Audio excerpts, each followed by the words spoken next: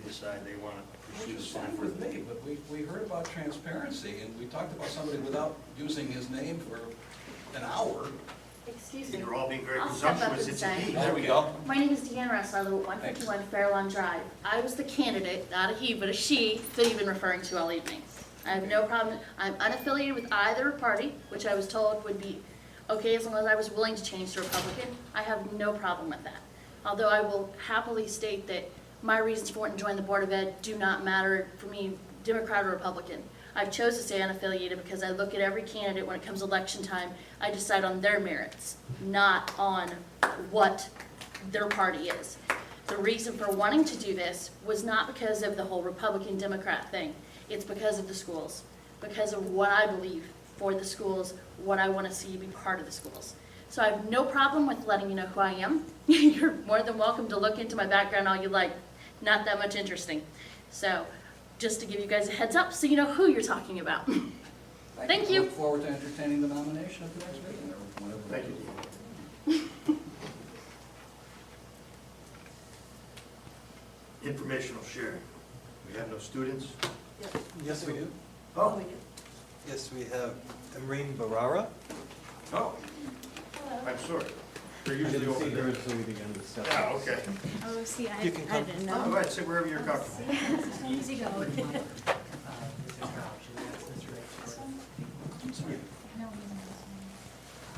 Should we swear him in and ask him to join us? Yeah. Is there someone who can swear him in? Oh, I'm Justice of the Peace. The mayor. Does that work? Mayor's here. Oh, the mayor is here. That's a- I got pulled the oath of office.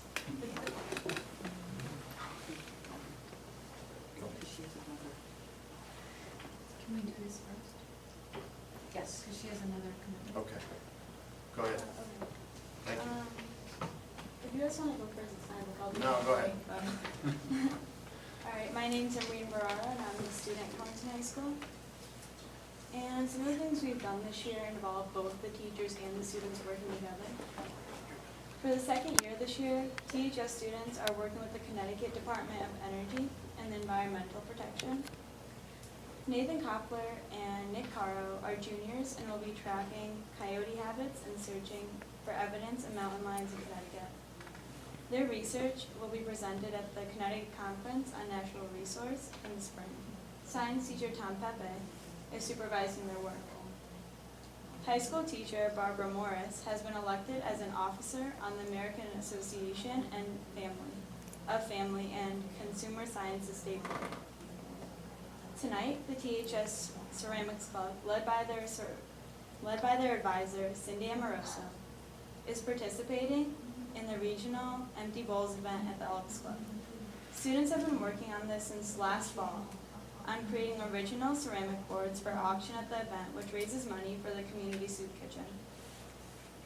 Torrington Middle School teacher, Joanne Schroeder, has just accepted the position of student government advisor for TMS and will be resurrecting the student council at the school.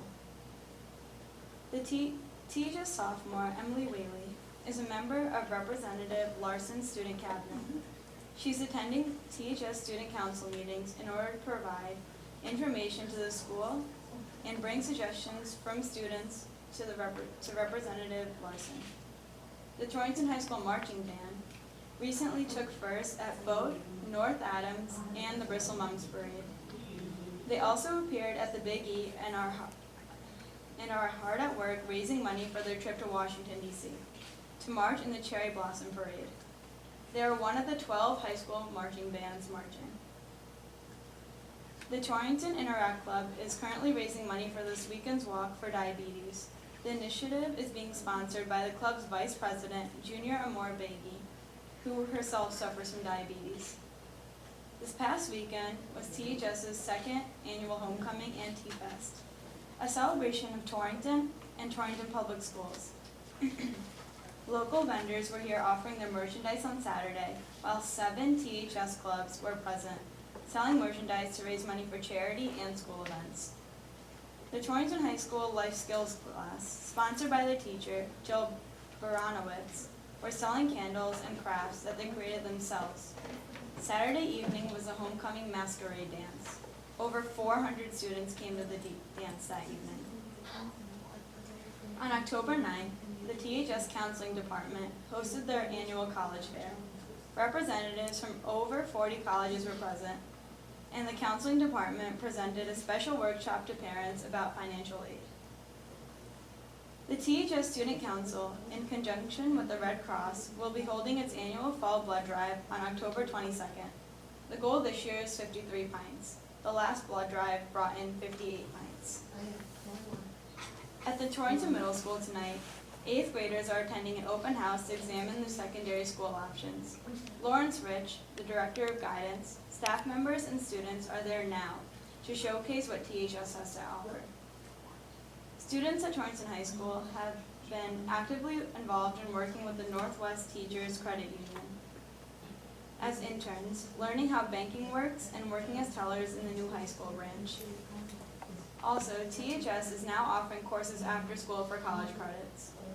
Some of them include criminal justice and child development. This morning, all sophomores and many juniors took the PSATs, even though they weren't required to. And last year, Tatiana Espinoza and I came up with a new way to raise money for our class, which was tacos in a bag. This year was the second year it's been done, and both were very successful. Thank you for your attention. Are there any questions? I have a question. What is your position in the school district? I mean, See, no one from student council can make it tonight, and I work a lot with the advisor. I just didn't get work this year, okay. so I'm just a student. Oh, I would certainly love to see you show up every meeting. You did a great job, very informative. Thank you. Thank you very much.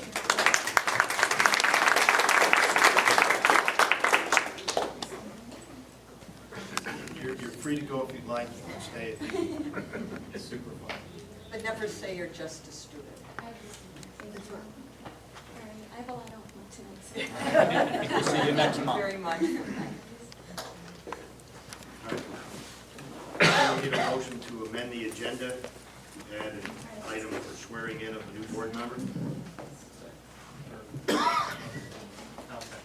first or second? You first? All right, Jeremy, Dan, discussion? In favor? Unanimous. You're up.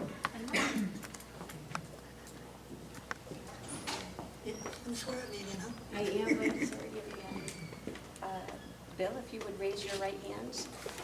William Knight, do you solemnly swear that you will support the Constitution of the United States and the Constitution of the State of Connecticut, so long as you continue a citizen thereof, and that you will faithfully discharge, according to law, the duties of the office of the Board of Education to the best of your abilities, so help you God? I do. Congratulations. Thank you.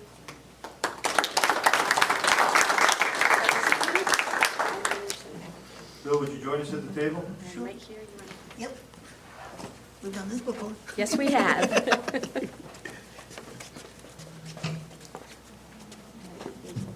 cord right here. There you go.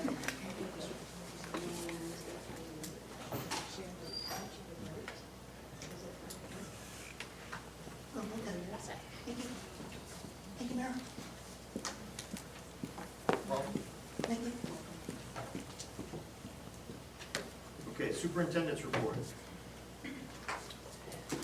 Well, included in your packet, updated you to some of some good grants that have been coming in. Ms. Donna Labby has written over 8 since the beginning of the year, school year, and so now we're getting them back in. I hope the other 5 continue to come in as successfully.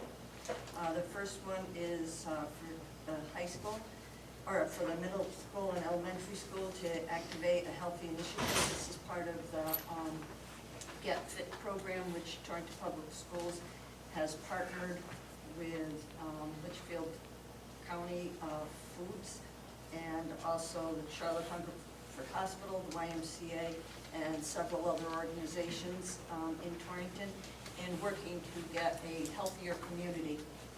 And for right now, Torrington Public Schools for the past 3 years has participated in Rod Dixon's Kids Marathon, and through a grant from the Community Foundation, we have been able to get trackers for each elementary classroom, or the classroom gym, so that students can really take a look at, as they practice preparing for the marathon, are their times better, are they developing greater stamina, how long does it take them to complete a section of the race? But it's just really good incentive. You can put it outside, you can keep it in the building, and it's just really, you know, a good way in training students to be able to do some long distance running. So we received that. The other second piece that you look at is a $15,000 grant for Right Response. This is a program that we have at Torrington High School, Torrington Middle School, and it requires that staff members, including teachers and support staff, be trained in a specific program for working with our students in dealing with the challenges that enter into our schools every day, and how children and teachers and other significant adults within the school environment can support students. The last grant is for the discovery from the Casper Graustein Memorial Foundation, and this is for our Torrington Early Childhood Collaborative. And we had received earlier a grant for $90,000, and then they've increased it now to $10,000, $100,000, an additional $10,000, which we can use to really use for communications and getting the word out to what tech is all about. And one of the pieces that we'll be using the money for is to do a weekly radio broadcast on early childhood education, what parents can become involved in within the building, within the district and within the city, programs available, and just everything that is going on in the town for our youngest citizens from birth to 5, and how parents might become involved and learn how to be better parents, and truly understand the stages of growth and development that their children are going through, and what's going on at the library or the kids' place. So it's, it'll be, well, right now they said we could have up to an hour or so. And it's directly related to the TEX action plan. As you heard, moving right along, but our options program that we initiated 2 weeks before school started this year, from our high school representative tonight, just the different programs that are going on. And in your packet was a list of the programs and how many students are enrolled. So for our first attempt out the gate, we've had a great response from the students. We've been able to accommodate many of them with their schedule, and we'll continue to expand and to see what other programs are available that we can offer to students in at no cost or low cost. We have great partners with the Warner Education Program, with the Chamber of Commerce with our Young Entrepreneur Program, and Northwest Connecticut Community College. And right now we're also talking with CAFTA for a digital and filming program. And we also work with Civic Life Program.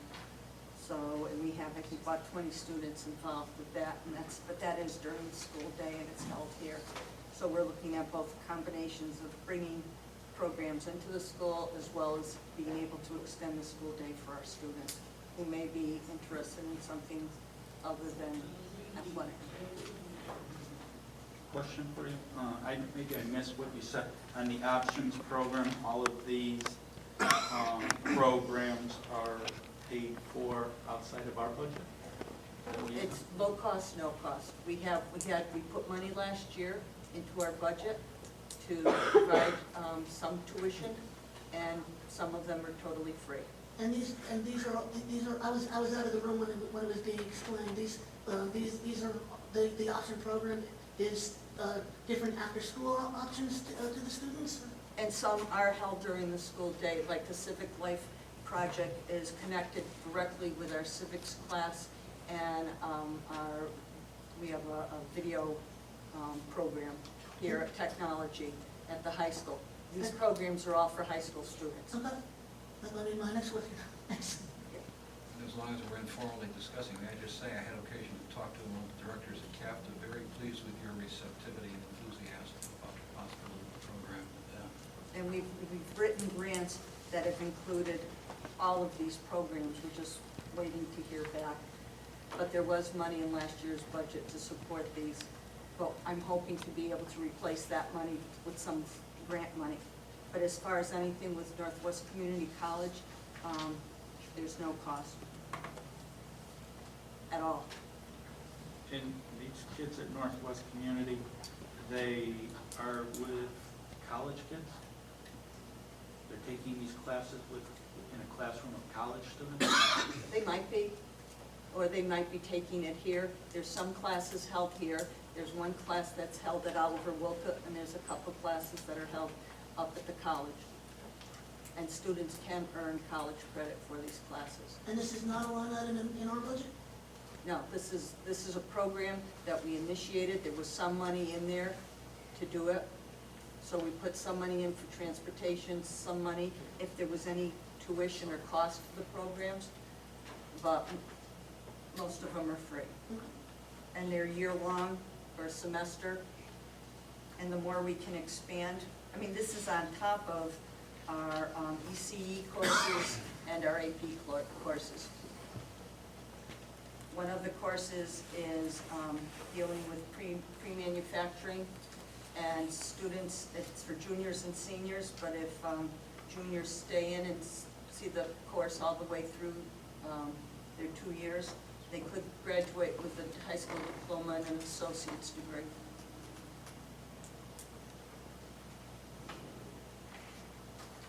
And the last piece is with Education Connection and our after-school program.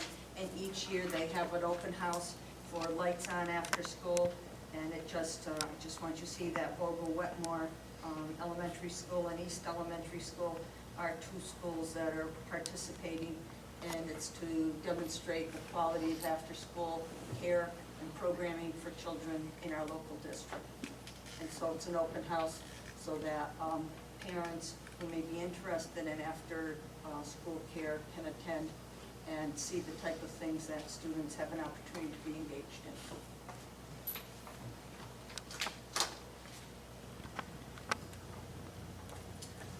Okay, tag update.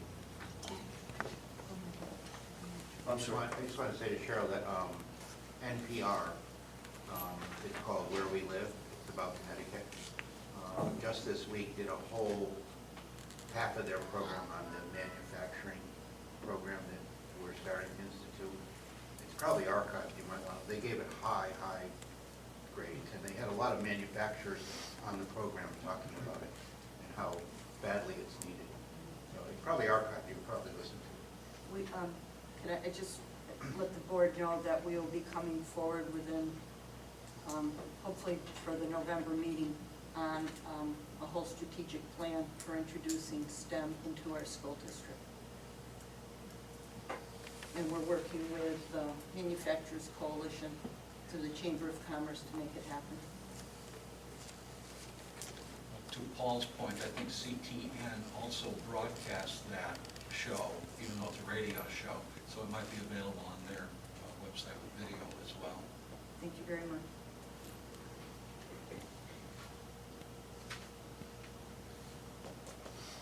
Okay, Sue? First of all, I just want to thank the board that we have the tag position. We are very, very fortunate to have Allison Hyde-Pack, who will be joining me this evening in our presentation. It will be brief, but just to give you an update of what we've been up to. So if you want to sit, I'll just kind of man this. How's I'd that? also But I'm gonna- like to thank the board for the opportunity for us to develop this program. Thank you. I don't know if the board can see that. I'm sorry to the audience.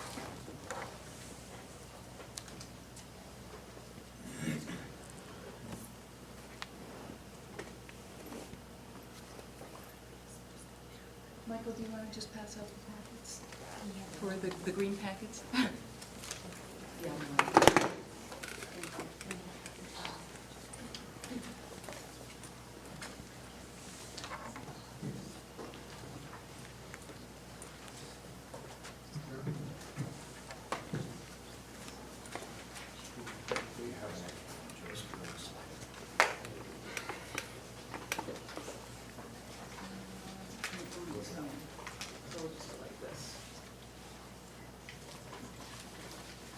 Okay, so when we had our former tag program, just to let you know, we used CMT scores, and that was the basis basically for identification, and we used a focus on reading and writing. So that really limited our scope. It was great for kids. They still got their special time where they were meeting with our tag teacher, and we tried to infuse a little bit of enrichment in particular in grades 3, 4, and 5, where we would do programs with Talcott Mountain and kind of do some enhanced learning. But it was very, very minimal. And the students were based on teacher recommendation.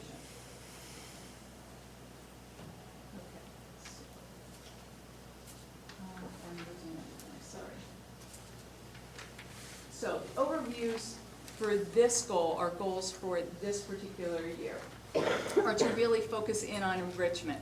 Allison and I have been spending a lot of time really talking about enrichment programs. So we're really benefiting all students. We're looking at students in 3, 4, and 5, and really allowing them to have that critical thinking process, inquiry-based, a lot of hands-on, minds-on activities where they're doing projects and they're really having to pull things apart.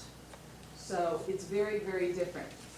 We're also working on identifying students for tag, but we want to make sure that it's a natural outgrowth. It's not just test scores, or it's not just teacher recommendation on a sheet that's handed in isolation. Allison's been gracious enough to go into the classrooms. In fact, she's very enthusiastic. She's co-teaching with those teachers to see how the students are interacting with this type of material to really build up their creativity piece. So far this year, she's been modeling various strategies with the teachers, co-teaching with them, really working on exploration, pulling things apart, seeing how students really respond to problem solving, seeing their creative threshold, and she's been interacting and working with the teachers. Okay, so our creative philosophy, you want to jump in from there and I'll just keep clicking? You can sit, Okay, and I'll be your fan of white. How's that? So when I first went into this position, I just have immersed myself in reading, and reading about the National Association for Talented and Gifted, and also the Connecticut Association for Talented and Gifted. And there's tons of information about all this, and I was curious about why creativity kept coming up with talented and gifted. And it turns out that creativity is that huge piece that takes those academically talented kids.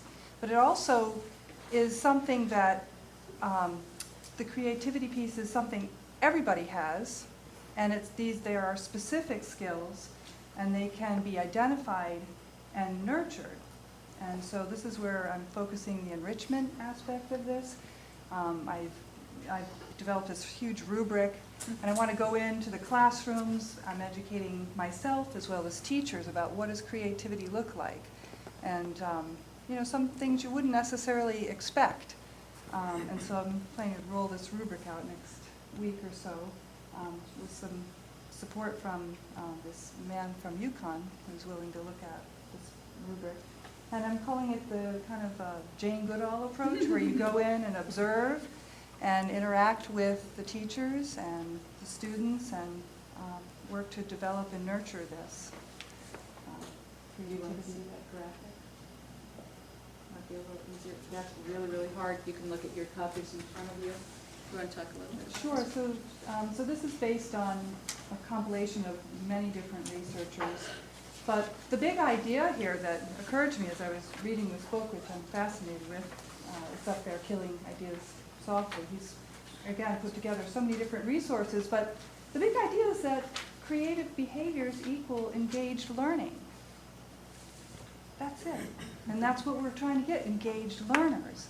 So if you look at lessons and classrooms and students with, there are tons of creative things going on, but just having a more focused lens about where is this child able to be creative or constructing meaning for themselves, that's what they call the mini-C, and that's when kids are engaged in learning. They're constructing, making new knowledge for themselves, and you have to allow them that time to synthesize through exploratory and maybe inquiry, kind of a little bit more open-ended sometimes. But then when you move up into the little c, that's when they start to gain knowledge, apply these creative skills, which again are through science particularly. It's basically the same as the science process. And then it spreads out, like when you drop a pebble in and you compare your creativity to others. And then you start to discern, is that original compared to yours? Let's combine those ideas. And then it grows bigger and bigger, and the skills get better until you get to the next one, which is the Pro-C, which is when people become experts in a field, and they also become experts in creativity and collaborating and making their ideas better and more useful. And the big piece with this, too, is that creativity always solves a problem, a real problem. It's not this crazy thing out there. It needs to be useful and, solving this specific problem. And then the big C is when you get your Leonardo da Vinci's and your Steve Jobs, the ones who are infamous, who are big paradigm shifters, and you don't really know if you're in that category until you die. But so that's kind of this neat continuum. And again, it's all about trying to capture these creative abilities in the classroom and value those and nurture those for the benefit of everybody, as well as some of the tag children. I don't know how much. I've been 7 weeks in the field, I'm going to call it, and so far I've had some good lessons and opportunities. Do you want to speak to just some of the projects that they're seeing? Well, it's kind of fast. This was a cardboard challenge. This is a debate lesson. I'm working with a 5th grade teacher at Vogel. This is a 5th grade student class at Southwest. I'm doing an inquiry lesson. This again was a brainstorming with the cardboard challenge. This little girl, Emily's amazing. Can you talk about the cardboard challenge? So the cardboard challenge was, as you know, it was a district-wide program Robin rolled out for us. And I supported Vogel Wetmore, particularly a couple teachers and myself pulled some children and helped them come up with ideas and build projects.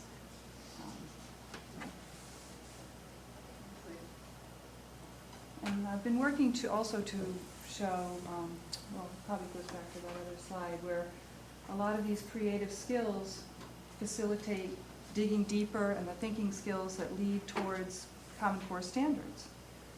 So it's kind of a win-win-win. Yeah, it folds back. That's the biggest focus on Common Core, with Common Core standards, more critical thinking, and it's just good teaching. It's just good learning. We do hope that everybody will become creative problem solvers. You know, in your own jobs, you're doing that each and every day just to survive, right?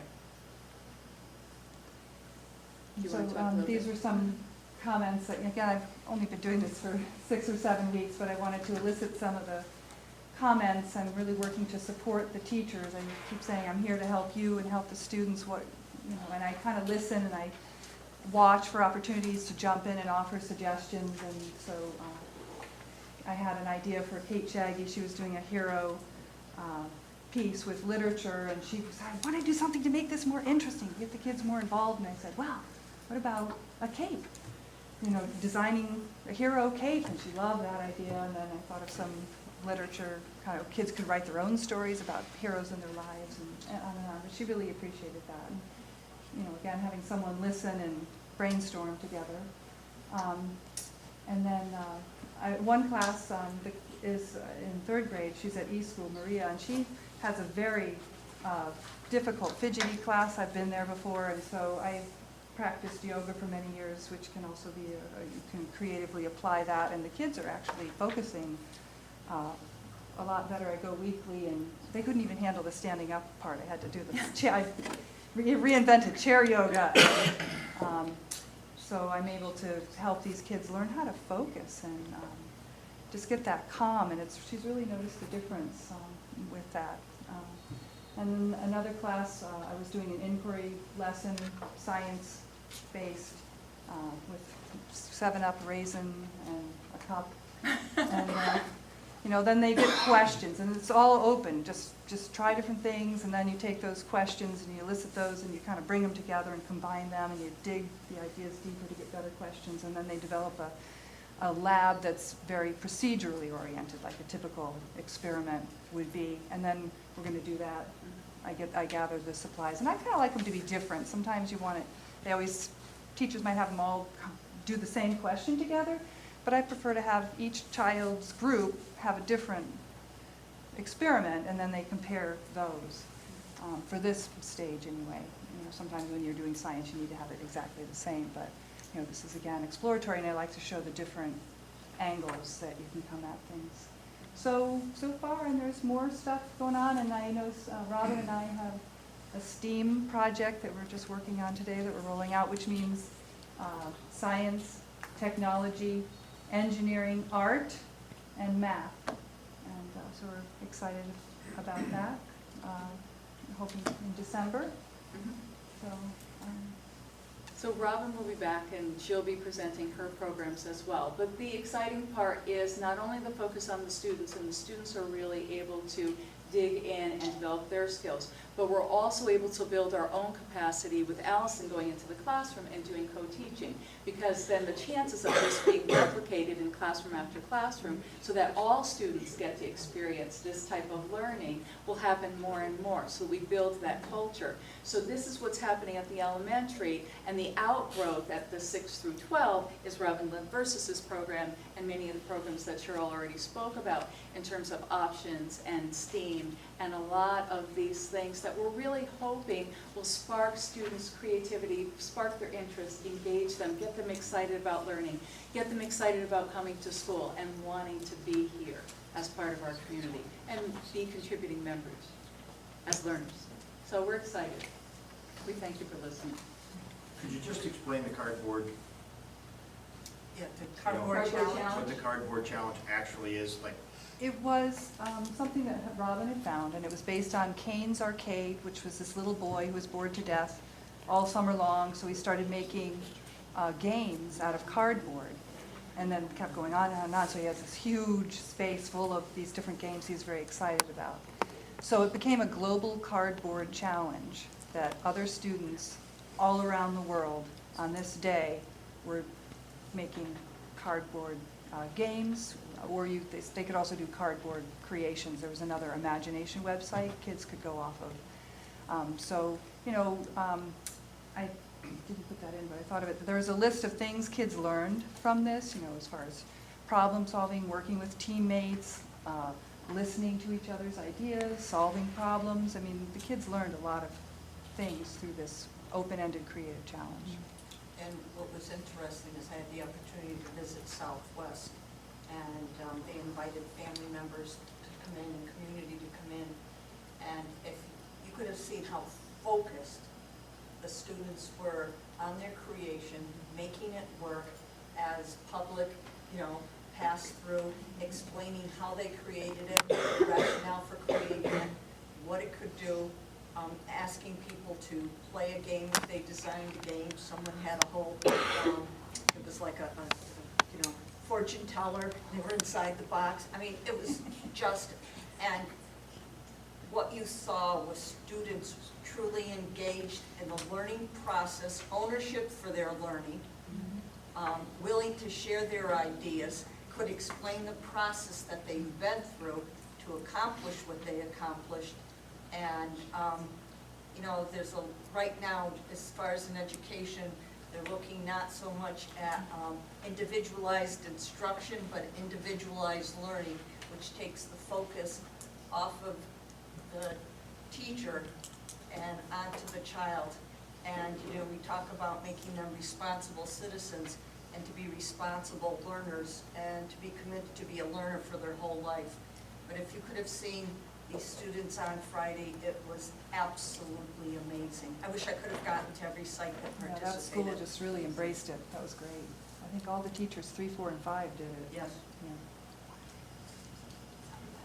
Question, I have a question.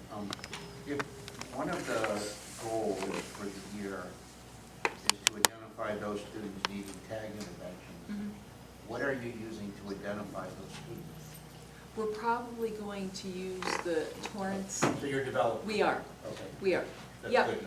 Good enough But, answer. but that's probably not gonna happen until January. Okay. Right. We're really trying to get that enrichment piece and get Allison in the classrooms and looking at, and having the teachers learn what they're looking for. So when they're making the recommendations, they're making it with the knowledge before they just randomly fill out the survey.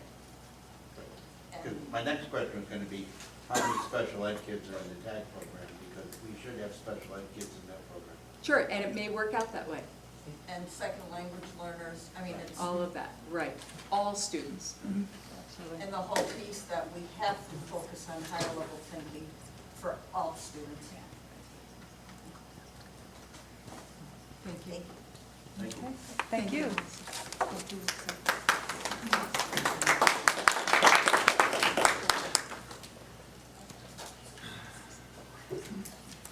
D, I believe we can skip. E, special education report.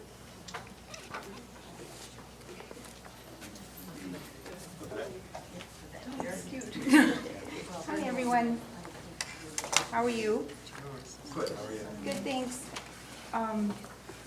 So, first of all, thank you for letting me speak tonight, this evening, and thank you for all the support that you've given, you know, all the students, the faculty, and the staff to help support students and get them to where they need to be in the district.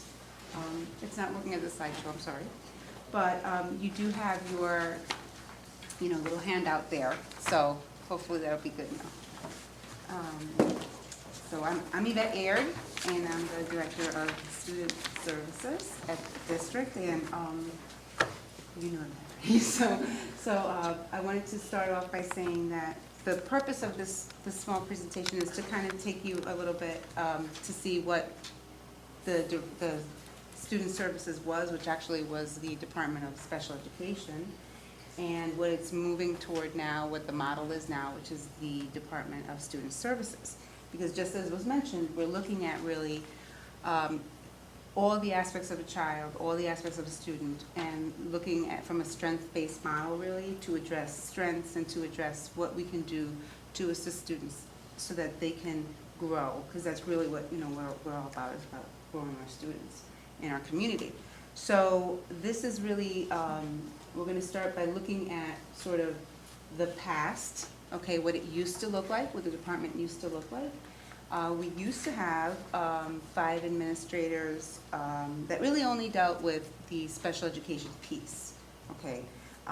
You had your director of special education, and you had the special education supervisors for elementary, for middle school, for high school, and also for pre-kindergarten.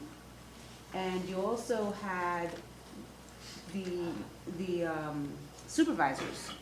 And then what would happen is we were really only looking at about 785 students, maybe about 800 students. That was the 2013 count, okay?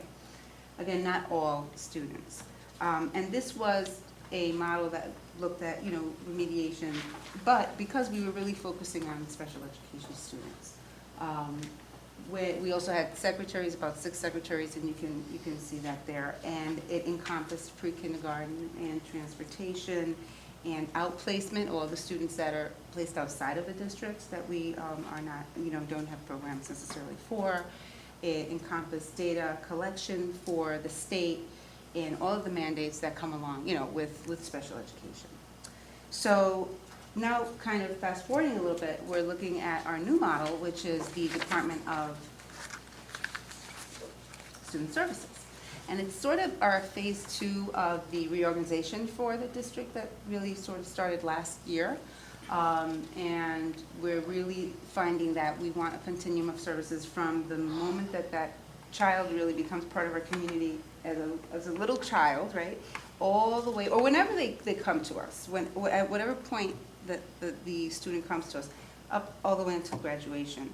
Because we're looking at building a seamless program that's consistent and that has fidelity and that looks really the same school to school, so that when, students get certain services, all students, at one school it's going to mirror, it's really going to be the same thing at another school. It will continue through secondary, and so really we're kind of building that framework for students so that they're successful. Our whole philosophy is to implement a proactive philosophy and to actually develop it, but not just develop it, but actually, make it happen so that, we have some outcomes that are real so that we can support all of our students. Again, going back to the whole thing about it being for all students. And our interventions are starting early. That's the direction we're going in. And not that they didn't start early in the past, but that we're really looking at that student's moment in time where we're going to really meet the student where they're at, and again, using a strength-based model. And again, school to school, so that when I walk into, let's say, a Hopewell North, and then go to, let's say, East or Southwest, the students will be different, the demographics are different, of course, but that the approaches and that we utilize and the professional development and the programs that we have really address the students' needs where they're at.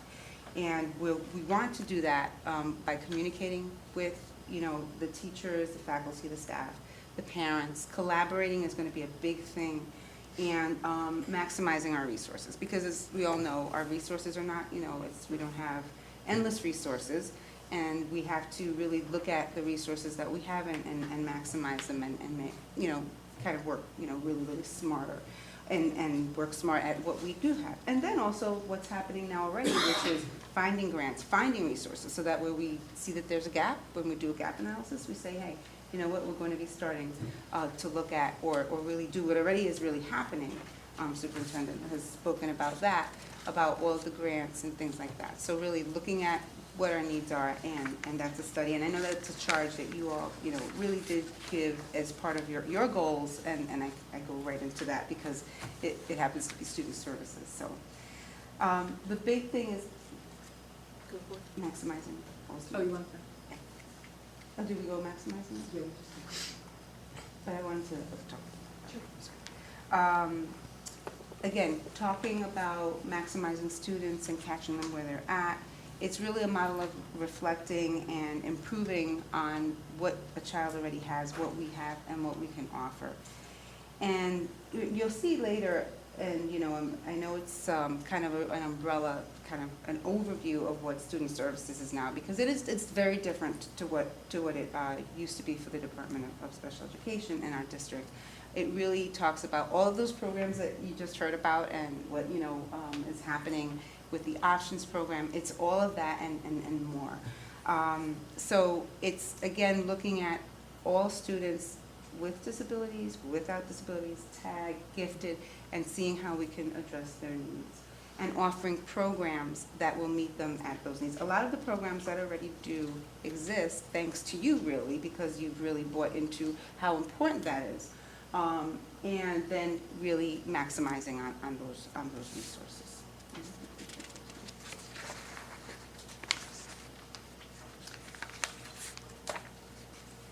And I think, I don't know if you know, but really I'm a counselor at heart, right? So, and we all look at, and counselors, we look at the whole child first, and what is it really that makes up that child, and what do we have to do, and where do we have to intervene, and where do we have to, either assist that student or enhance what they already have. And it's really talking about their social, their emotional, their academic, and their physical well-being. I mean, that's really, it's sort of, when all of that is in place, and we've been able to, as a community, as a school community and the community of Torrington, been able to address all of those needs, then that's when we really have, a successful community, a successful Torrington, and a successful school district. And so that's really the approach that we're looking, to take, that we are really taking already. We've already started up in central office looking at different ways of doing that, and so that's really the approach, and doing that with families and with communities, with agencies that already are really very vested in in the children of Torrington. They really, really are. I mean, I've had lots of conversations, as have all of the team, about, you know, what people really do want to do for the district and to assist us with that whole process. And there's a lot of people out there that really in the community want to help and give their gifts and help us. So, you know, to help the community. So I think that that's a big piece which we're going to be, you know, drawing upon. So bringing the community and the school together. Again, not to say that it hasn't been happening, but this is the model, and again, it's that second phase of that reorganization, looking at that whole child. So that's sort of the philosophy, but what is then, you know, so you're saying, well, that is talking about all the stuff, but what are the departments? What is it really? So if you look, it's hard to see a little bit, but if you look, the student services now encompasses special education, so anything, you know, really that has to do with, you know, the IDEA, okay? 504 is also encompassed in that, okay, that's the ADA 504. The counseling, so school counselors, school psychologists, social workers, SRBI and RTI, which is a mechanism that, you know, actually we're very fortunate to actually apply for and receive a grant, and right now our middle school is really doing some phenomenal training, and it's, you know, our subs are getting paid, that's getting paid for. I mean, there's a whole two or 3 year, actually a 3-year program, we're getting trained. So that's a whole nother piece, okay, again, that early intervention piece. And that was a grant. And that's something that, again, as Superintendent Clarko said, you know, low cost, no cost type of thing. That's what, you know, we're talking about with those resources. And they're excited to be with us, actually. We went to the training. They're so excited that we're so excited that we're like, oh, we have to do this, we have to make this happen. And so that whole team of professionals is really thrilled to be working with us. So I think that's really a great thing. It includes occupational therapy, it includes physical therapy, it includes registered, our school nurses, who are all registered nurses. And it includes all of our in-district programs that address the needs of students, either the behavioral or some of our students that, you know, are autistic or on the spectrum, those that really need specialized instruction. Some of them are in self-contained classrooms, you know, always abiding and looking at what's best for that student. And so it includes all of those programs as well. So that, you know, the what you used to think of when you used to meet with, like Dr. Robin, like those programs, you know, that she had. ELL, okay, that's another piece. We also have at the secondary and at the elementary, we do have those programs, and they're different. I can even talk a little bit about, if you want exactly, you know, details about what they are exactly. But we also have Midgeon Academy, which is, you know, housed at Midgeon Avenue. Okay, we have that program. The options program, which Superintendent Clarko talked about and is being worked on beautifully. And we're really excited about all of that wonderful stuff that's happening there. Our TAG program is included there. Our extended day programs with our Title I funds that, you know, we're offering as much as possible to students. And medical support, okay, because a lot of our students that are 504 do need medical plans, and we need to also make sure that that's taken care of. So it really is a huge sort of umbrella, but it makes so much sense because it's not, it's from K to 12 first of all. Actually, it's from pre-K because it really addresses that issue. I just had a conversation, and this is off the thing, but I had a conversation with one of the providers in the community, and they the preschool, you know, not our preschool, but, and she was talking to me a little bit about, well, you know, some students that, you know, might need some interventions. And so we started talking, and it's those conversations and relationships that make a big difference, because then all of a sudden we started talking, and it's like, okay, you know, we have this, but can we start doing this? And so everything is kind of like in one place, and so everything interfaces, because it naturally does. I think all of you know, just with your own lives, that, you know, everything is connected. And so it makes sense to have this all together, and it really, I think, is moving the whole reorganization forward, because it's, you know, kind of one-stop shopping, so to speak. You know, everything that has to do with the child, you know, the phone call kind of gets directed in one way, and then everyone knows what's available, and you know, that's the vision that I personally have, and that I know definitely that the leadership has. So, and the next piece is our staffing. And so who really are the folks that are in the department as well? So it would be special education teachers, it would be psychologists, again, and I really went over this. We're very fortunate that we have behaviorists also. We, of course, we have our counselors who are at the middle and the high school, the social workers, and all of the, related services, the occupational therapy that, I mentioned earlier, speech language pathologists, and our paraprofessionals.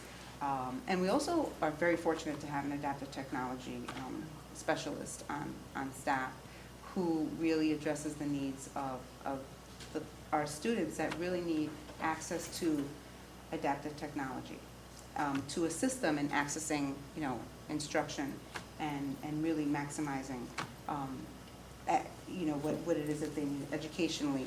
And also, socially, I mean, it really does, it's amazing what adaptive technology can do, not just for educationally, but also for their self-esteem, for student self-esteem. So really, again, always think, and like I said, you'll hear this, you'll probably get almost sick after a while, but I really am a counselor at heart, and I always think of that whole child and getting them to be the best that they can be. And I know that I'm in a wonderful company because we really all do feel that way.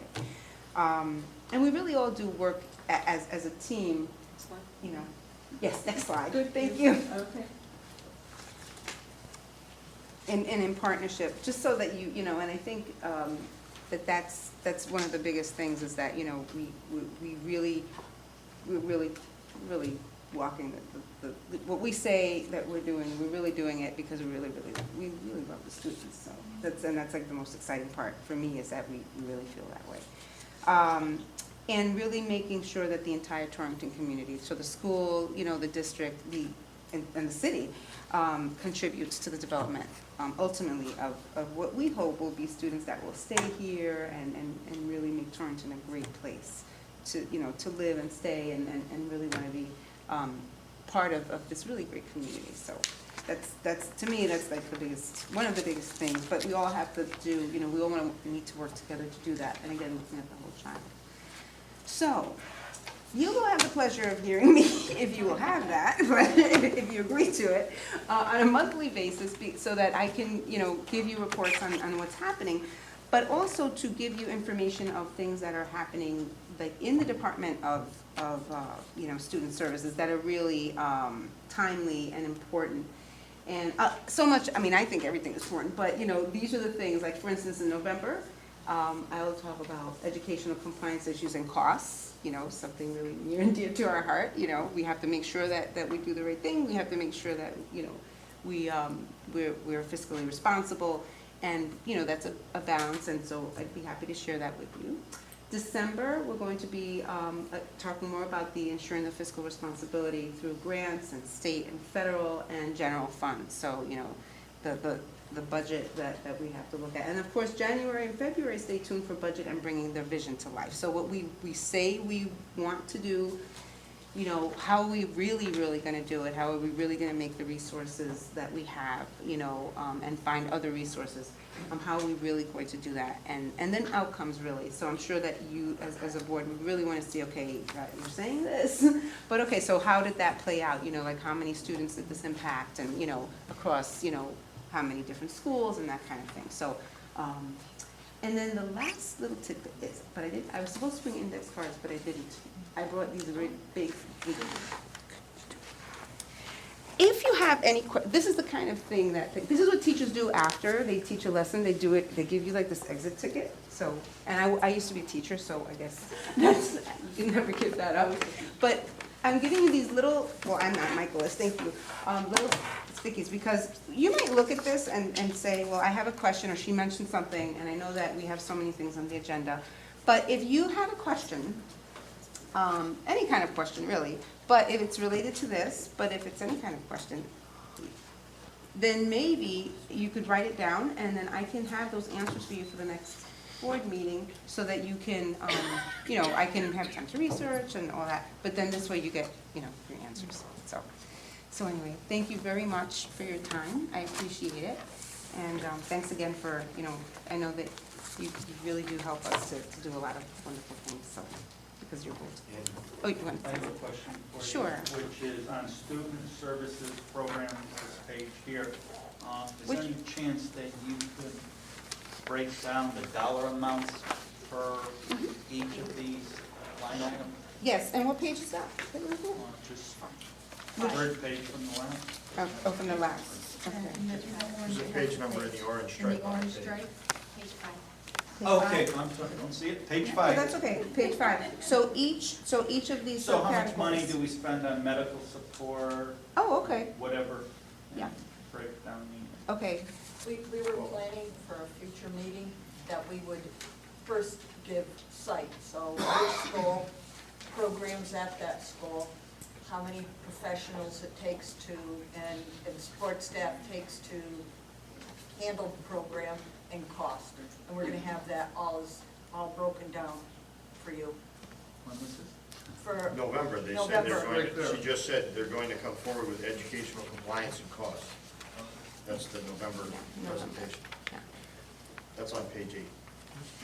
There's a list of the upcoming meetings. Because on page 5, why we've moved to the students, you know, student services models, because we have to demonstrate to the state that we're doing early intervention and prevention and reducing, you know, possibly the number of students that we identify for support services.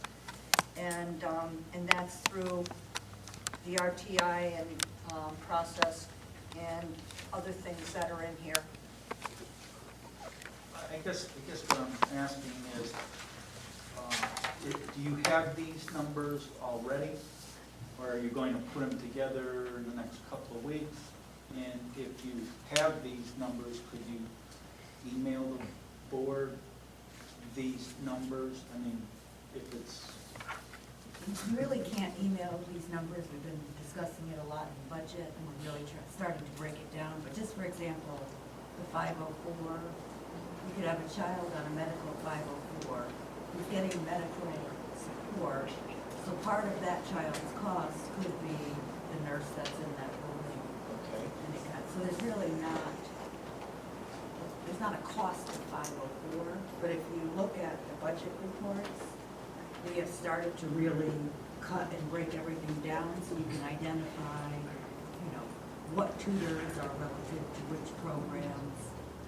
Special education is being broken down. And it- But we're what working I'm on that saying is, you more. got, let's just hypothetically, student service program, it's $100 the entire program.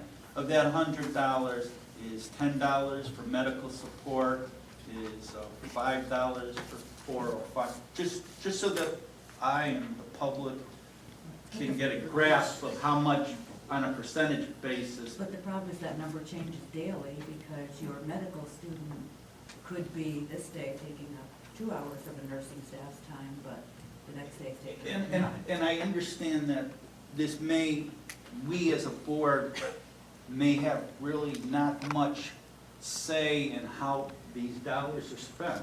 But I would venture to say that every school district in the state of Connecticut is concerned of how these dollars are spent. And maybe it's time for local boards to, as a united front, start analyzing how these dollars are spent and maybe how they're funded. And maybe all the other school districts wonder why, say, for example, medical support isn't paid for by health insurance versus coming out of educational dollars. I'm not saying that I don't want students who need medical support to have medical support, but I'm not positive why when you create an educational budget. Okay, he has his hand up. Yeah, I'd like to just interject something.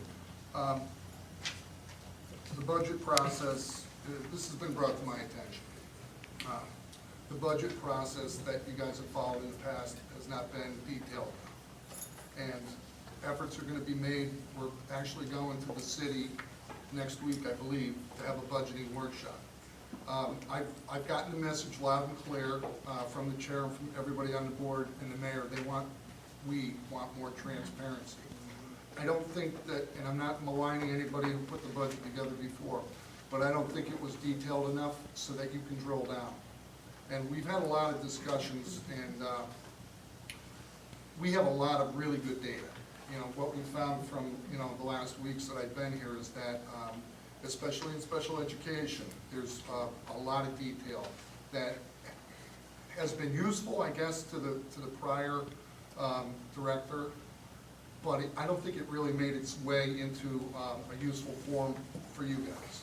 So we want an opportunity to start fleshing out the budget and presenting the data in a more useful way for the board to make decisions. And that entails more granularity in each line item, and, you know, meeting with the city, understanding what they would like to see reported in the budget.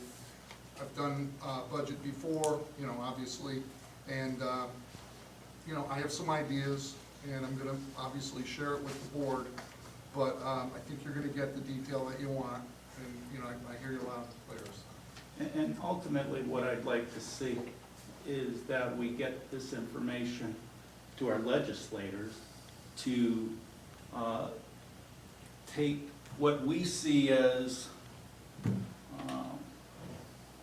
a need fiscally for the district and say to our legislators, these are needs that need to be taken care of, but you at the state level, at the federal level, need to fund them. And I think all school districts are seeing that it's becoming a fiscal problem for the districts, and maybe we can be at the forefront of that discussion at the state. I'm open to that.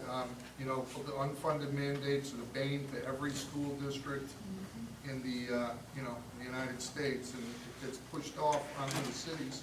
Sorry, if there's any state people out there. Gets pushed off on the cities to deal with it, and, you know, you guys have to deal with it in a fiscally responsible way and still, you know, meet the needs of the students. Tough job that you guys do, but I think we can put a budget together, a better budget that would be more useful and more transparent for the end users. That's my goal. And then just if you look at 16 through 19 of the budget, it's where they started. The one that's in the packet tonight, it's where they started to kind of break everything down and move it. It's in the agenda packet you got last Friday. It's in your iPad. Oh, and she just printed it up. Can you give me a better idea of the adaptive technology that you're using in the schools? I mean, I know for myself, I use a computer with a screen reader that talks to me. Is that the kind of thing you're talking about, or? Well, what we're looking at right now is a monthly budget performance report. So it breaks down, and again, I'm not sure what the capability, but we have a really good IT guy working for us. We can certainly find out if what you're using is compatible with New World, which is the system that generates our budget that we use in the city and the Board of Ed. So I can take that as something to look into for you. Sounds good, thank you. Okay.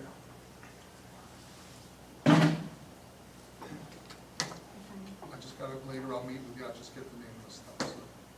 I just want to clarify, was the question that Mr. Knight was asking to Ms. Aird about assistive technology that you use for special education? Yes. It Oh, I was. apologize, I thought you meant to No. be able to, No, for it you. was directed to Ms. Aird. I apologize. But that is something. Yes, it is. That's okay. So, I can, actually, I don't have a listing of all of it, but basically, and I'm, you know, sort of new to that piece of it, so I have to get that information for you, if that's okay? That's fine. Okay, thanks. But I can say, though, that we have a wonderful assistive technology specialist, and it's driven by, again, the needs of the student, and where that student, you know, would benefit from. You know, there's a whole process. Actually, there in the Connecticut State Department of Education, they have guidelines that we have to follow in terms of, you know, identifying you know, the students, what kind of technology they need, and our responsibility to provide the technology that would assist them and allow them to access, you know, instruction. So we do follow the guidelines, and we have the training involved for the staff. Actually, we'll be doing a training shortly, because the guidelines actually just, you know, were updated with the state, so we have to make sure that we're aligned with them. So I can definitely share that, but also the kinds of, one of the things that's happening is that they're putting together a reference for every single possible assistive technology, you know, program or hardware that we have available, so that everyone is on the same page across the district as to what we have and what purpose it's for, and how it could assist students. And so that all teachers, K through 12, will have that available to them. And then obviously the specialist is always going to be available. Okay? Thanks. You're welcome. Thank you. Thank you. Bye-bye. We look forward to the future meeting. Okay. Design timeline for BOE self-evaluation. This came out of personnel, so Daniel? Yes, in personnel, we were discussing the fact that every year we seem to have difficulty getting our evaluations done, which in turn leads us to being late on doing the superintendent's evaluations. And many of the days we have difficulties getting that accomplished between boards, where members change out, people leave, people come on, elections happen. So our general thought process is the fact that now that we've nailed down the board goals to be set for July, if we do the board evaluation in March, that gives us 9 months to which we can accomplish the bulk of the goals and see where we are. 3 months in which to figure out how to finish them off or make any adjustments, as well as the time period to do the superintendent's evaluation before the close of the budget cycle. So our recommendation to the board is to do our self-evaluation, we're assuming during the March personnel meeting, because it shouldn't take more than an hour for 3 to 5 goals to be evaluated between the board, accomplish that at the March meeting, and then after that, have the time to do the superintendent's evaluation and the 3-month period in which to make any course corrections we need to. So, yes, Paul? Yes. When it says self-evaluation, is that an evaluation how we function as a board? Correct. How we did, how the board goals are going, where are we focusing in on? Because until we had have an interesting article last week about board self-evaluation, and I was wondering if your committee at least might look into whether there's some resources through CADE that might help us with that last year we process and used make a it template more from CADE. streamlined. Yeah. Correct. Yeah, not this past year, the prior year, we had used a template from CADE to do our self-evaluation. One of the problems the board has always had is the fact that we get the goals to the superintendents so late, it's already into the school year by the time we tell them what we want them to accomplish.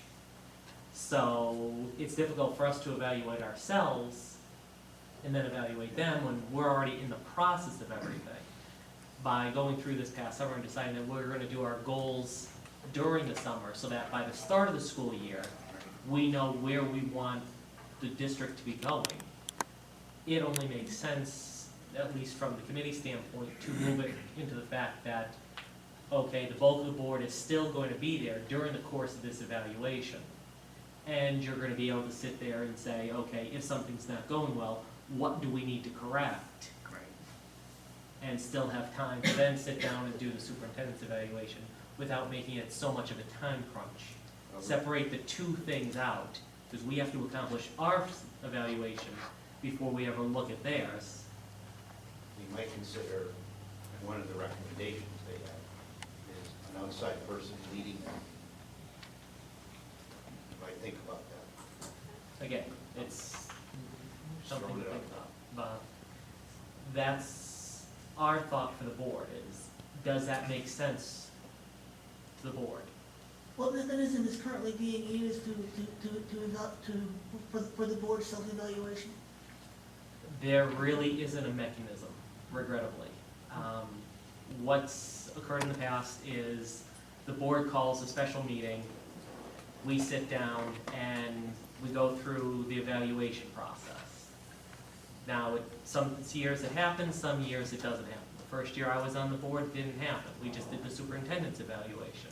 We didn't evaluate ourselves.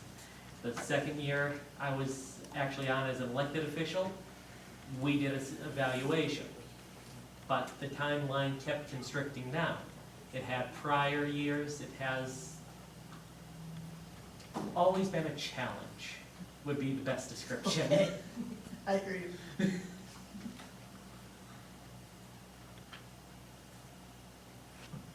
discussion?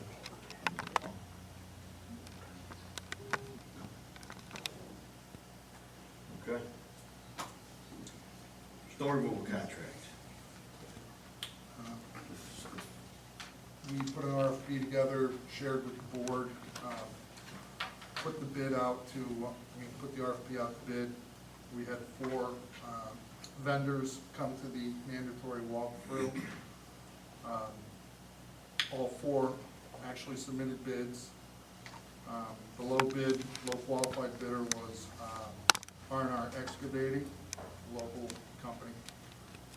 The low bid was, the bid was broken down such that you could bid for the entire 9 properties, or bid on individual bundles of schools, 3 schools in each bundle, A, B, and C.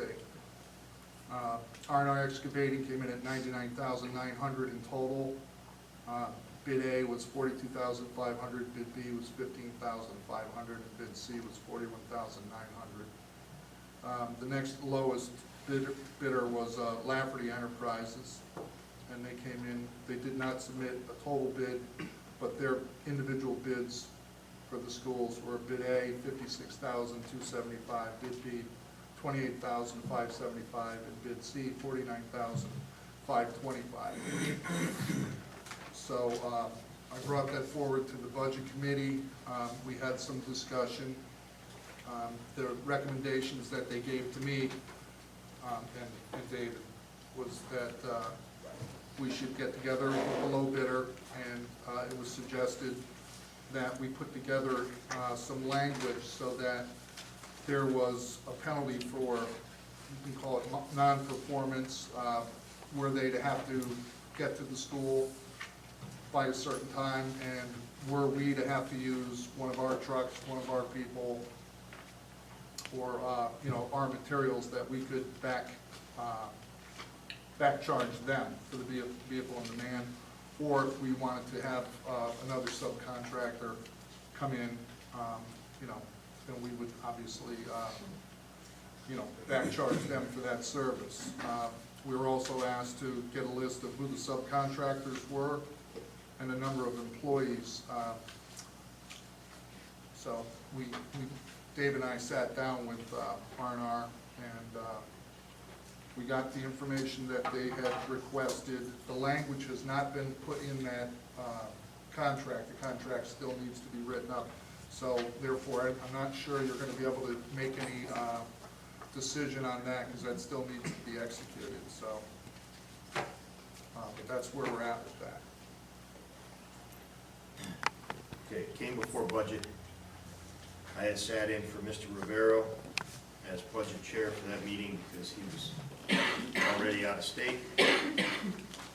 The 1579 contract, when negotiated, allowed for the district to outsource all outside maintenance, lawn care, snow plowing, field maintenance.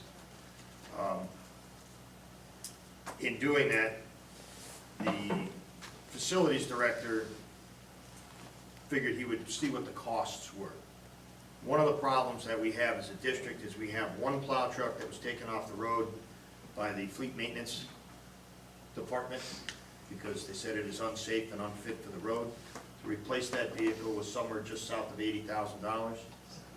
We have another vehicle that they told us will not most likely make the year. It is our large plow truck. That's going to cost us just south of $120,000. So we're looking at $200,000 in capital expense this year to maintain our snow. Those trucks were not budgeted for, they are not in our capital budget. So that led Dave to look outside and get some bids. Our operating cost was right around $50,000 a year, but it did not include loader services, which I believe was somewhere around 30. Right. So we, with our in-house department, spend somewhere between $80,000 and $86,000 a year on snow. That was fuel, parts, maintenance.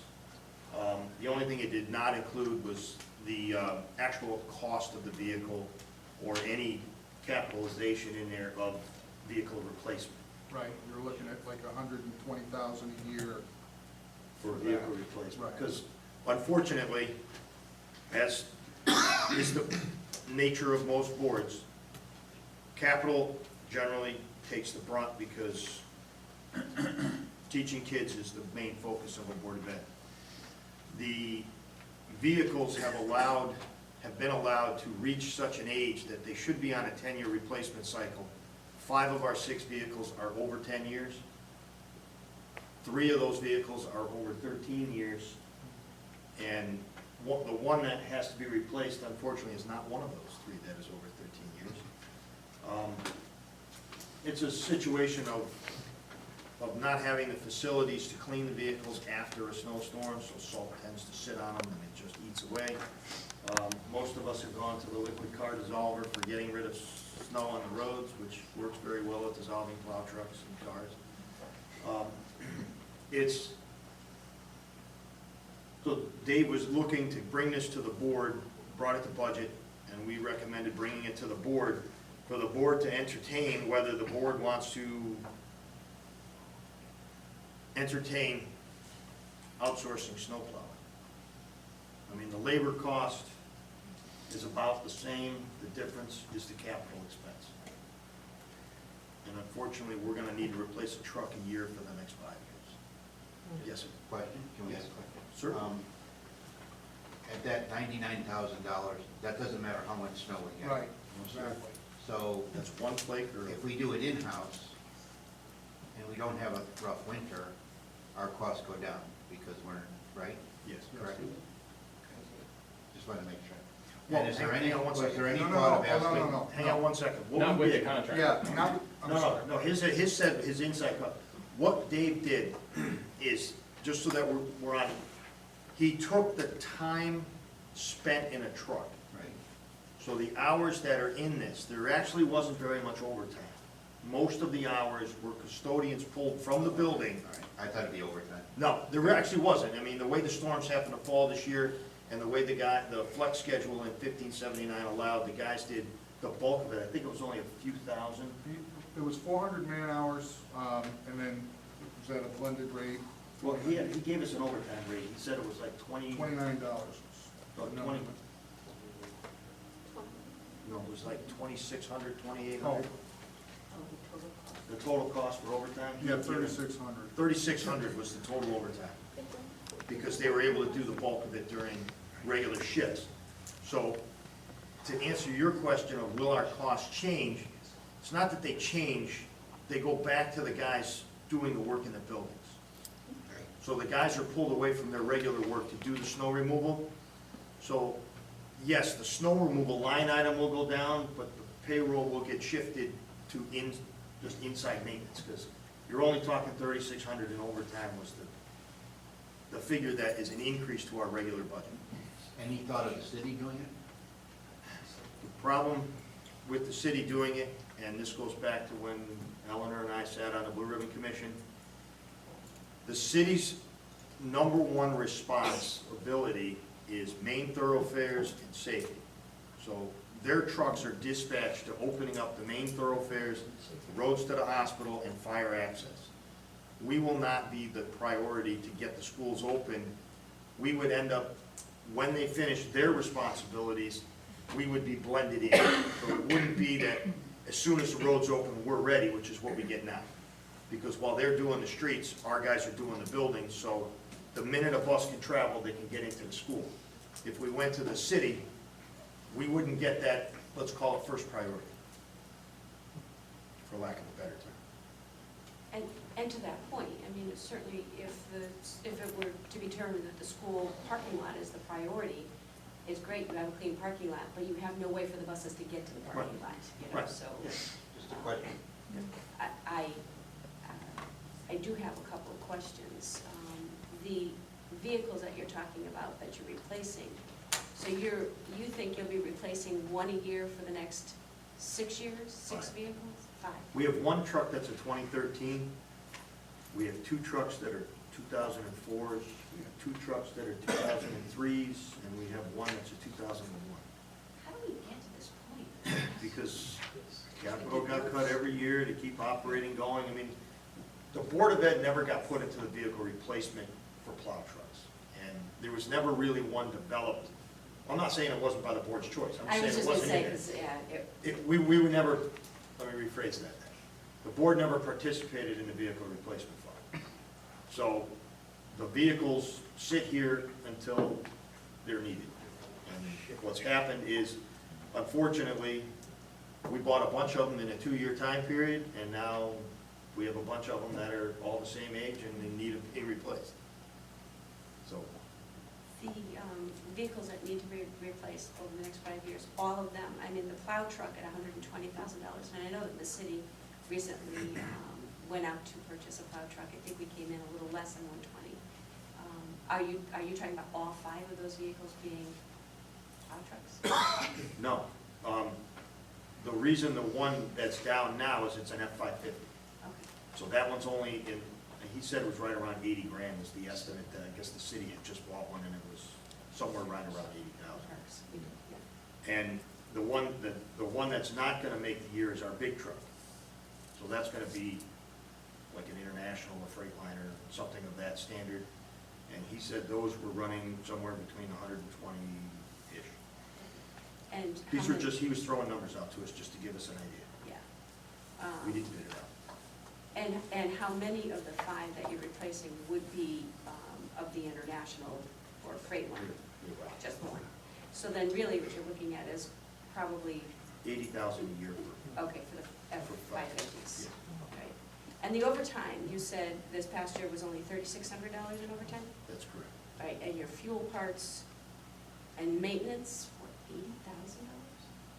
No, fuel, parts, maintenance, benefits was right around 50,000, just under 40, the high 48, right around 49,000. And we spent, if I remember correctly, it was either 30 or 36,000 on loaders last year. The bid includes loaders. If they have to come and push snowbanks back, that's in the bid. There's no extra charge. We have no loaders currently in this, for the school system does not have any loaders. No, it's always. So that would be contracted out anyways. Yes. Okay, But in comparing the RFP to our current expenses, the RFP includes the great. The loaders. loaders, okay. So that's why we added that figure.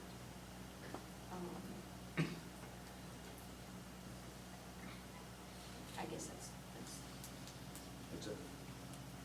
I'm sorry, the 400 man hours. This was a number that Dave was putting together to calculate how many man hours our custodians were spending outside of the school taking care of them. Exactly. In the trucks. In In the the trucks truck. only. Actually, in the truck. In the trucks, not doing the sidewalks or Yeah. anything. Because the This sidewalks are contract not included in this. Okay, so of that, and that's where I was going, thank you, Dan. You're welcome. The 400 man hours is in the truck. So we're still looking at man hours that will be spent outside on the sidewalks. Correct. Correct. And that work would still require salt and sand provided by the school district. Most likely. Yes. That should be a factor. You know, it would be so helpful, I mean, very honestly, if you would actually like did a cost benefit analysis and showed us the cost for each one of these, that we could actually see it and understand it. We But, do that? yeah. Yeah, it's, Unfortunately, he They was leave it on down vacation short. and he didn't have time to put that together before he left. No, I just think it is, when the board is trying to make a decision like this, to really see what that is. You know, when you look at a $100,000 contract over a 5 or 7 year period of time, you know, how does that compare to a 5 or 7 year period of time? You know, when you're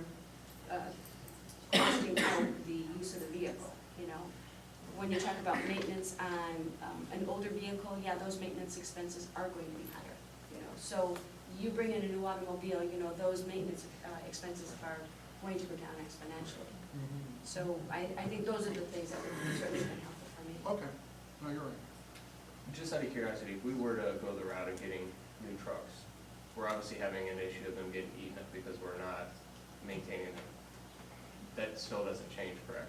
No. So we're eating through the life quicker than we would normally anyways? Well, yeah, the facilities director for 7 years, 8 years has been, has 10 been years. begging for a 3-bay garage right out back. So that the facility doesn't have a facility to clean the Right. trucks. Right now, we don't have that facility. Yeah, The it's middle just school does. tough to buy something new and then not take care of it. That's, I agree. okay, I was just curious. Is the actual reason these vehicles need replacing though because of the body condition, or is it because of the man hours and the number of, I should say man hours, the hours that it's. It's I'm sorry. mechanical and rot. I understand that a lot of it's rot, I guess they were using, special salt to heat the bodies and, Because the city doesn't use the same salt that the state uses, you know, when you talk No. about that liquid salt, Yeah, I know. we don't use that. I know, Torrington doesn't, but Okay. the state Just puts wanna those make sure stripes that down on the everybody's roads. aware, we're not using that same, Right. auto. What we, the vehicle that Emil said could not go back out on the road, or his department said could not go back on the road, has such substantial rot that they can't fix it. So the frame is just. Gone. and Sanders. And the larger truck, he said, is marginal. He could approve it for use this year, but he said 3 to 4 months is probably all you're gonna get out of it. He said he would be surprised if it made the whole season. And Emil looked very good, I Right. wouldn't question. No, that was the information that David shared with us at budget. Andrew? Why can't we get some numbers from the mayor on just what it would cost for the city to do it? You know, we can certainly put together, I mean, if you do a cost benefit analysis of what you're proposing here, and we can put together what it would cost. You know, on the city side, I have to be honest with you, it would require us hiring more people. You know, could they be seasonal? You know, those are the very questions that we would probably have to look at. I mean, as far, well, obviously, there's a big safety issue here. But when you have these big storms, sometimes not even big storms, snow doesn't have to be, the school's canceled that day. So you don't have to have that priority of taking the street department and picking them off the roads to come plow a parking lot that's not going to be utilized for the majority of the day. Well, I see the superintendent's. well, no, It's not true. our No, current staff has taken great pride in, we're a 2-hour delay district. We very rarely do we cancel school for a storm. It has to be, you know, an over-the-top storm. I mean, our current staff and trucks have been able to get us open within 2 hours of our normal start on probably 90% of our storms, I would say. I mean, pretty close. They're very rarely do we, you know, when you get a 30-inch storm, yeah, there's just nowhere to put it, so, yeah. You can't get the guy to the building to plow it. But, you know, it's been, you know, we've been running very consistent on no more than a 2-hour delay. And why Again, would we replace that? I mean, wouldn't we have to wait if it was a storm? If we subcontract it out, do they have to wait till the roads are clear before they can get their trucks here to plow our parking lots? No. Pretty big trucks. And the guy lives, well, his business doesn't live, but his business is fairly close to Midget Avenue. All his trucks are on site, but, you know, I think it's fairly, you know, local. And he said that some of the people that work for him live higher up, so, I mean, they can get to both schools. And I guess I feel if our guys do such a good job, why don't we stay with them? I mean, I think part of it was old timey, and you still get paid overtime for the snow removal, but now they're not getting the overtime, so you're taking custodians out of the building for 400 hours, which means things aren't getting done in the building. They can't be in 2 places. Right. So I mean, something, you're only talking a few days a year. I mean, it's not like well, 400 they're out hours. 3 days a week. I mean, you know. No, it was 400 hours that was spent just in the plow truck. And that's among the 5 schools, 6 schools. 9 buildings. 9 buildings. 9 9 buildings. buildings. Well, there was 8 existing buildings. Now that we've added one, it's 9 buildings. But the 400 man-hours was among the 8 buildings that we had. And so that's the custodian at each site, that's off. Didn't do the plumbing, So if that's. No, because the not- trucks are stored here, Okay. and the trucks are stored at the high school. So when snow happens, guys get shifted to wherever they have to get shifted. And there are certain people that take the trucks and certain people that don't. So it's not just plucking one guy from every building. It's kind of, you know, some buildings get a greater impact because there's more guys that are truck drivers than other buildings. But you could say one person. The other thing is, the whole process begins 4 o'clock in the morning, if we're gonna open or not. And we have a 2-hour time frame to make that decision, because buses start going on the road by 6. So if the city says, yes, we're gonna have everything clean, and the police say, yes, it's gonna be safe, we have to get our schools and sidewalks clean in order to meet that 2-hour delay. I think the point that I'm just trying to get at is, it's just one of those, this is one of these types of functions that I think the city is a function that they're very good at. They have a facility, they have an infrastructure to do this type of work. And if that can be pushed over to them, it may be a cost savings for the city attorney, at the bottom line. I mean, And when you say the city of Trenton, I think you mean the taxpayers, because whether Right. it comes out of the Board of Ed's pocket or the city's Exactly. pocket. I mean, you've got a big structure that has vehicles, they're maintained, because they have a large fleet. That's what they do. And it's, to me, it's a function that the city should have always been doing with their capital resources. And But when you look at a storm, to Eleanor's point earlier, they have X number of trucks and guys to go around. So when we were on a Blue Ribbon Commission, trust me, we examined this inside, upside, right side, left side. If you shift the man-hours to there, it requires additional people and additional vehicles. You know, it just does. And the reason that Dave was looking at this, it's not a quality of service thing. It's purely a, you know, we're gonna have a large capital expense, you know, 500 plus over the next, 100,000 a year for the next 5 years, just to make it easy around that. So it's a Yeah. monetary issue. Well, it's do we invest in the vehicles, or do we have someone else provide a service that essentially the city does? I think it's almost a wash, to be honest with you. It's $500,000, $100,000 a year, 5 years. If you take the cost of purchasing the vehicles, I think you might find some economies because it would be a lower maintenance expense, but I think it's almost a wash. And that's where that cost-benefit analysis, where that health record it is, you know, get the heads around. Yeah, but Dave's other point was, it for him, because we have depleted the custodial staff through budgets over the last several years, that losing that 400 man-hours in the buildings has a big impact on what they're able to accomplish in the buildings. And I So if he appreciate subcontracted it, then that would improve their ability to, you know, again, guy can only be in one place at a time. And I appreciate that data, that, you know, because to Mr. Nargi's point, you're talking 400 man-hours, you know, so where would we find 400 man-hours on the city side? You know, those are the conversations that would have to take place for us to decide whether or not we'd really find those economies by sharing the services with the infrastructure that we already have and the staffing we already have. So, I mean, this is similar to outsourcing in a manufacturing environment. If you can outsource the work to somebody that can do it just as efficiently and save money, we'd have to obviously see the cost analysis. But Yeah, maybe even more efficiently, because, you know, our custodial staff and maintenance folks aren't really professional truck drivers. True. And, you know, I mean, there's that and what David had mentioned, having had worked outdoors a lot in my life, and I see his point, you can be exposed to the elements, driving in a truck, working, you know, removing snow, and it's very, very taxing.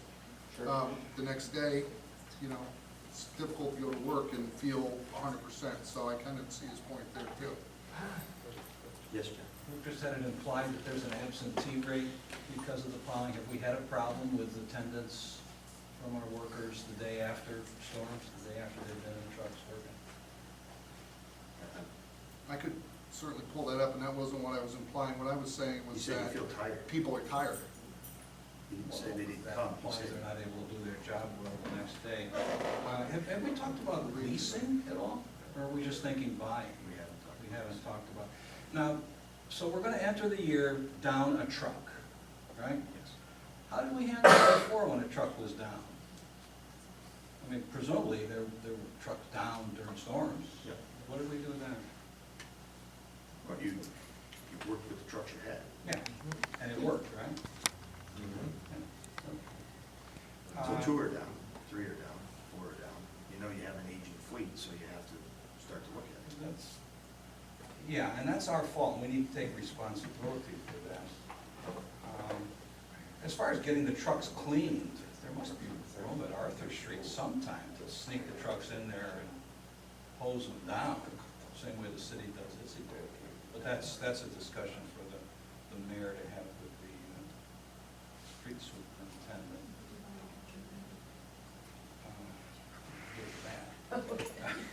A couple questions about the timing on this. The contract runs from November 1 to April 15. What happens about snow before and after those dates? I can't prognosticate. I only know that I was asked to put an RFP together with David. Those were the dates that were selected. I guess there could be, in the meantime, you have trucks and you have staff that can do the plowing. It hasn't been outsourced yet. And I guess there could be a late storm, but we have a contract provision there where it could be extended to a second year, so I guess. Well, that's a whole separate question. We can get to that right now. We got the bids for 1 year. Flat for the next 2 years?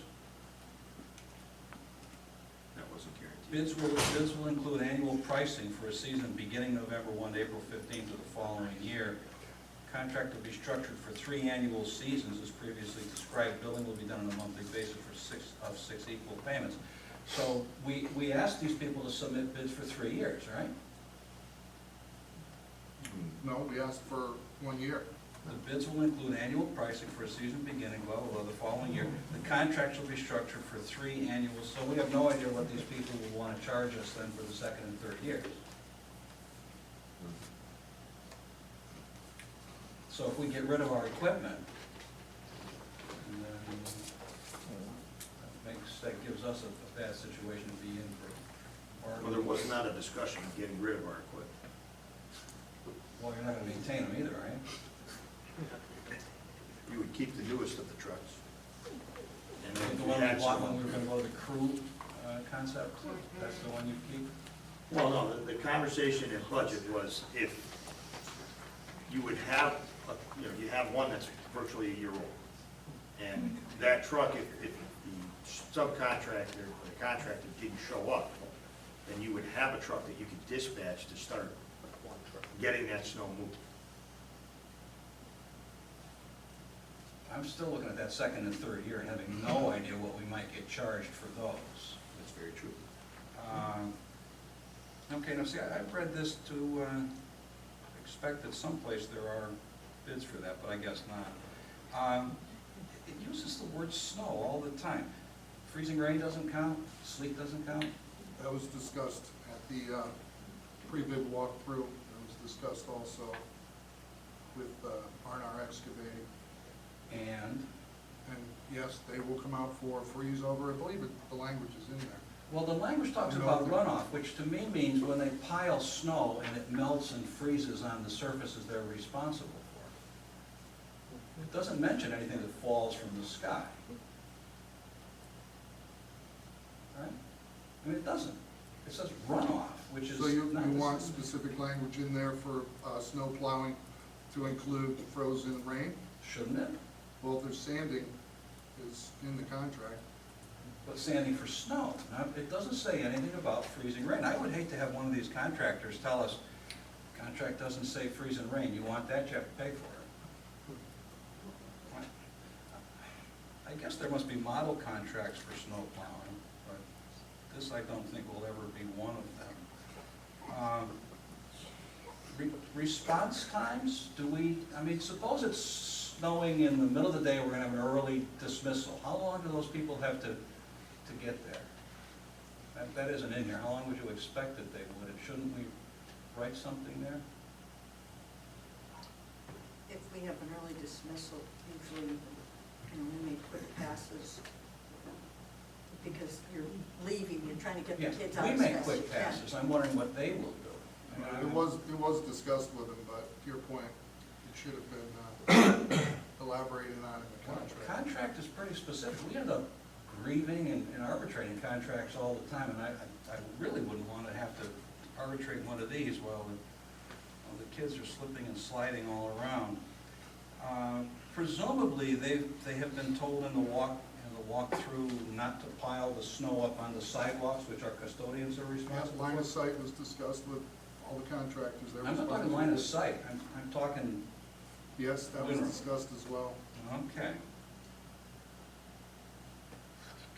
Now, the pre-bid walkthrough was showing each of the bidders, what exactly the job would entail? Right, they met David and walked the sites. I asked them to look at the condition of the curbs and fences, so that any damages that are accidentally occurring over the course of the winter when people aren't careful plowing, that at the end of the year, they would be held responsible for any of those subsequent damages. Andrew, you had a question? What did we budget for this year for snow removal? I believe it's separated out. I believe it's just in the custodial. I don't believe it's separated out. Because I was going to say, hypothetically, let's say it's 60,000 or 80,000, whatever that number is, why don't we ask the mayor if we transfer that money over to the city, that you can get the job done for, let's just have you beat the competition to the highest bidder, and you know what their numbers are. But you're back to the question you asked her earlier, and you keep asking the same question. She Because- needs to look at it Yeah, and yeah. see if Well- she has the staff, the trucks, the manpower. For us to say, here's 60 grand, do it, But we don't- she doesn't know if she has the trucks yet. But we don't know how much money we actually budgeted for, right? Well, I'm sure David has that figure, because when he puts his Yeah. budget together, he has it. But in our line item budget, there is no specific language just for snow removal. Okay, so maybe, There's overtime, but that covers sporting events, that covers. So it would be hard to just pick out a line item. okay, so maybe they can get that number, and then we can have a little bidding war between the city and the contract. What do you expect tonight? Ours was to bring this to discussion. Not a vote? Well, there is an action item later, if the board were to say, hey, we think this is a great idea and we want to go forward with it. If the board says that this is, they want more information, then we just remove the action item. Yeah, I mean, I can rewrite and add all the detail that John's asking I for. think John, I didn't read the contract, you did. Oh, yeah. I think John raised a lot of good points. I think there are too many unknowns right now, for me anyway, to say, yeah, go ahead and do this. The concept of subcontracting the snow plowing had never come before the full board. So when it was brought up at budget, I recommended to him that this be brought to the full board for a full board discussion of, before we put a whole lot of time and effort into going forward with it. If the board says they don't even want to talk about it, then why waste administration's time? I also know from, I hate to sound, from my years of teaching, no one maintains the building or the grounds better than the people who have a vested interest in seeing that building maintained. So, that's my feeling. So would it be safe to say at this point that we're looking for cost analysis? And we're also looking at amending the contract with some details that John brought up? Hey, I work for you guys, whatever you want me to do. I just want to make sure if we're asking, we ask for everything we need now, so that next time we get together, we can make an educated decision on it. which would require each of you to put them in writing, so they can come into the business office and be addressed. There's a very strong possibility one of them that's been shouted out here at the table could be overlooked or forgotten. Okay. So if everybody were to review the contract and send their suggestions in writing, you can use the pink tabs we were given, and then, you know, we put it together. I just